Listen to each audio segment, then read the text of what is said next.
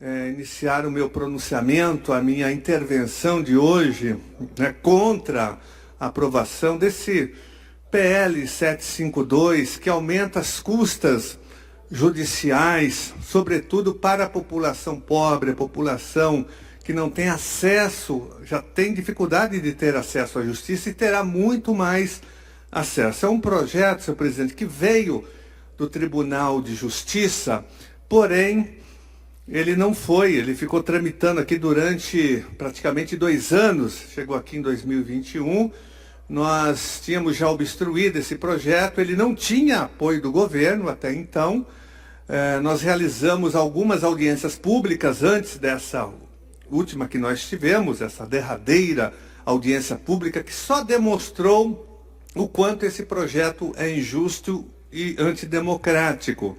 E eu senti que não tinha a base do governo, não estava disposta a votar nesse projeto, até porque era um projeto do TJ, que iria e que vai penalizar toda a nossa população, mas, no entanto, o governador Tarcísio de Freitas entrou no jogo agora, para se livrar de uma possível suplementação orçamentária. Na verdade, o Poder Executivo, o Estado, tem a obrigação em financiar o sistema de justiça. O sistema de justiça tem que ser financiado pelo Estado, pelo poder público, através do Tesouro Estadual, dos nossos impostos em geral. Essa é o nosso entendimento. E nós temos que garantir a democratização, o acesso à justiça de todas as pessoas, dos 42 milhões de habitantes do nosso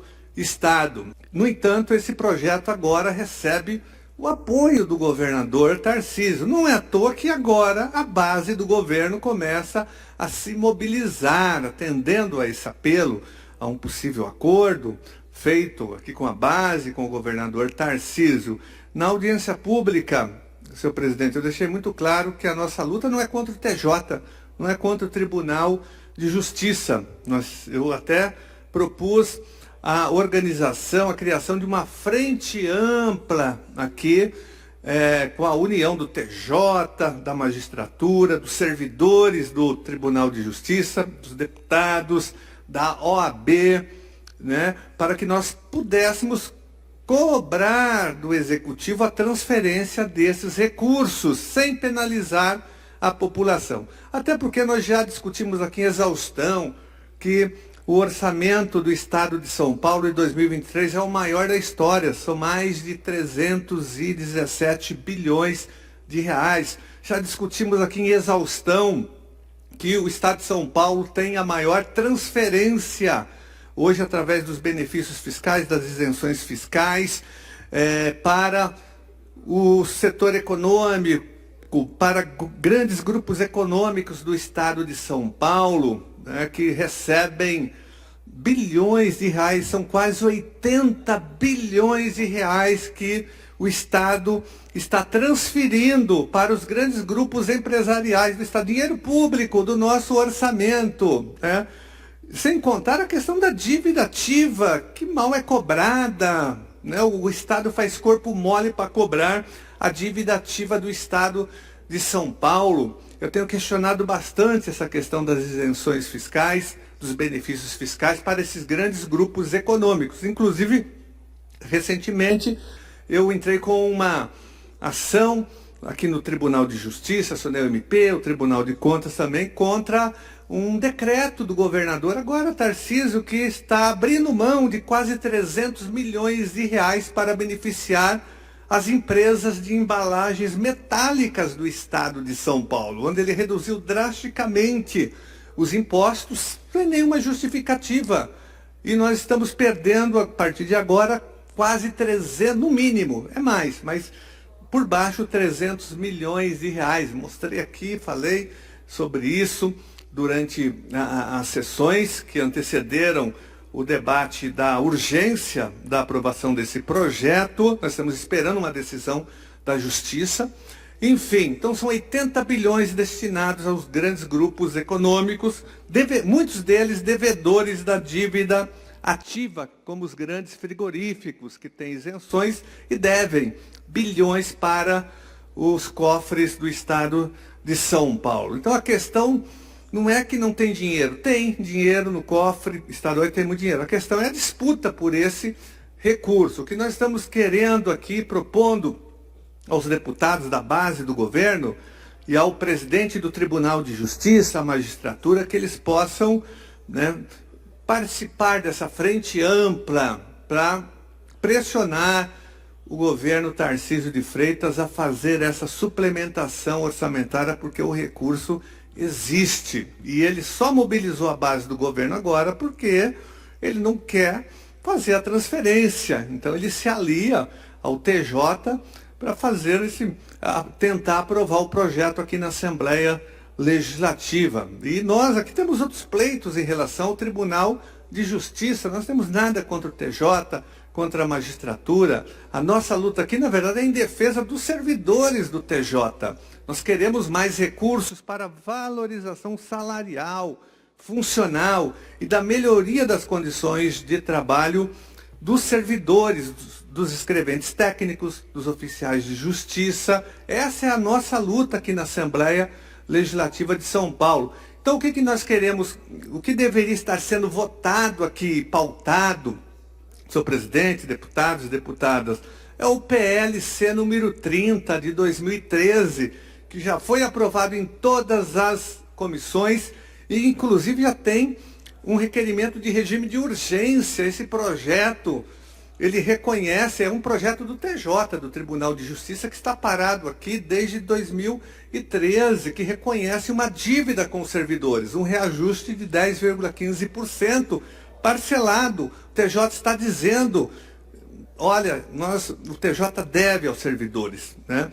E ele apresentou o projeto, mas que não foi votado ainda aqui. Eu até aprovei esse regime de urgência, acho que em 2015, 2016, e até agora o projeto não foi pautado. Esse é um projeto importante, porque esse projeto vai valorizar os servidores que estão lá na ponta, atendendo a população, nos cartórios, nos fóruns, enfim, em cada região da Grande São Paulo, da capital, do interior paulista e da Baixada Santista. Esse é o nosso compromisso com os servidores.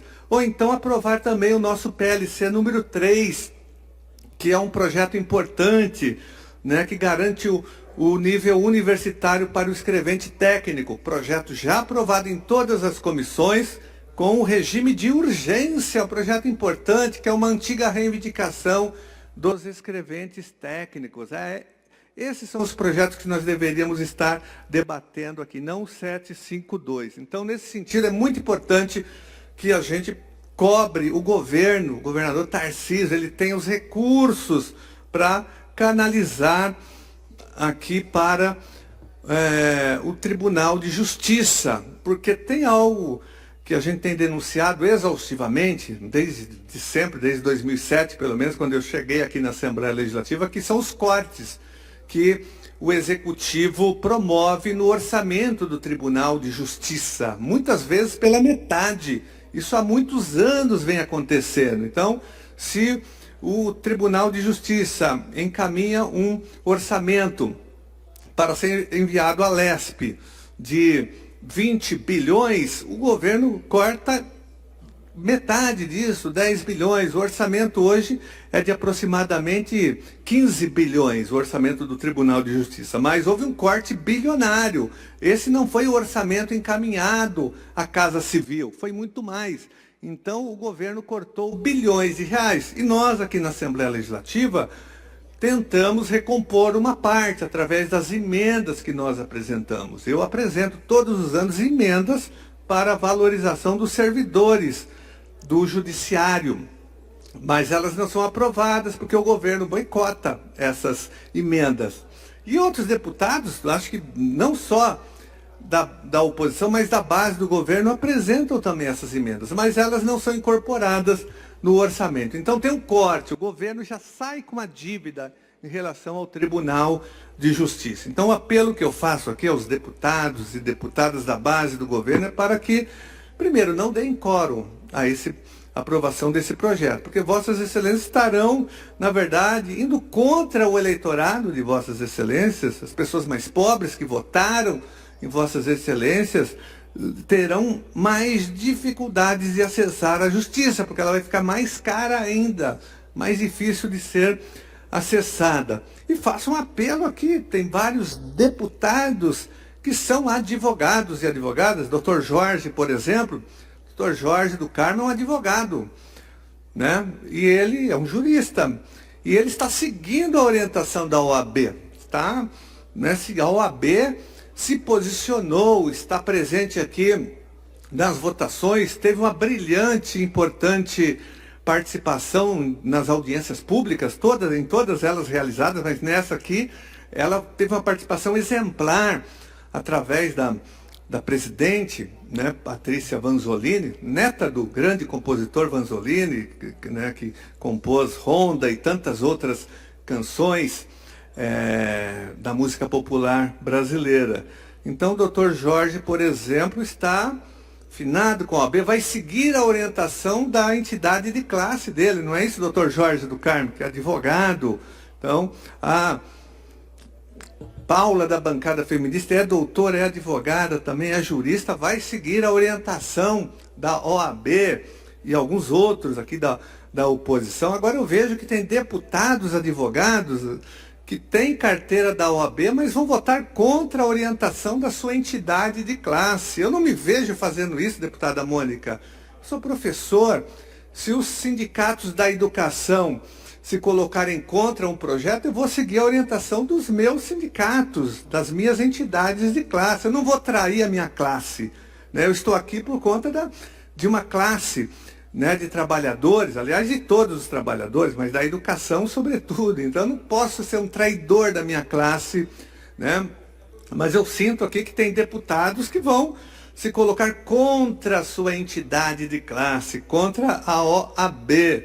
Faço um apelo, reflitam, deputados. Até faço também uma sugestão para a OAB, né, que haja algum tipo de punição para os deputados advogados que votarem contra a orientação de uma entidade de classe, com uma autarquia importante no Brasil, que sempre se colocou contra a ditadura, contra governos autoritários. A OAB sempre esteve presente nas lutas em defesa da democracia no Brasil, em defesa do Estado democrático de direito, na luta contra o fascismo. A OAB é uma entidade importante. Então, faço uma sugestão que a OAB tem que, né, conversar com os deputados, impor algum tipo de punição. Não é possível, talvez a cassação do registro na ordem, porque isso vai dificultar a vida da população. Não é nem uma questão corporativista, apesar que a gente está defendendo só os advogados, não, nós estamos defendendo a população do estado de São Paulo que paga impostos. E quero ainda dizer aos deputados e deputadas, aqueles que têm compromisso com o agronegócio, com o comércio, com a indústria, que todas as entidades, várias delas, na verdade, que representam esses segmentos, já se manifestaram contra o projeto. A Fiesp é contra o 752, organizações ligadas ao agronegócio que Vossas Excelências defendem, né, também se colocam. Nós defendemos a agricultura familiar, os assentamentos do MST, mas Vossas Excelências que batem no peito que o agronegócio é isso e aquilo, olha, o agronegócio é contra o 752, deputado Jorge. Vossa Excelência, que é advogado, deputado Marcolino, o comércio também se colocou contra, tem notas dessas entidades todas. Então o comércio é contra o 752, o agronegócio, a indústria, a sociedade civil é contra só mesmo o TJ é a favor e o Tarcísio de Freitas. E agora, me parece que com apoio de alguns deputados. Então, encerro aqui a minha intervenção contrária à aprovação do PL 752, fazendo um apelo aqui derradeiro. Deputados e deputadas, por favor, não deem coro a esse projeto, vamos obstruir esse projeto. Infelizmente, nós só conseguimos 8 assinaturas aqui para apresentar uma emenda de plenário, né, para retirar o projeto da pauta hoje. Mas essa é a nossa luta contra o 752. Olha, muito obrigado por você assistir esse vídeo até o final. Eu quero pedir também que você se inscreva no nosso canal aqui no YouTube, para você receber as informações de todas as nossas lutas aqui na Assembleia Legislativa. E também peço para você ativar as notificações para você receber as mensagens do que a gente vai discutir, tá bom? Muito obrigado, um abraço.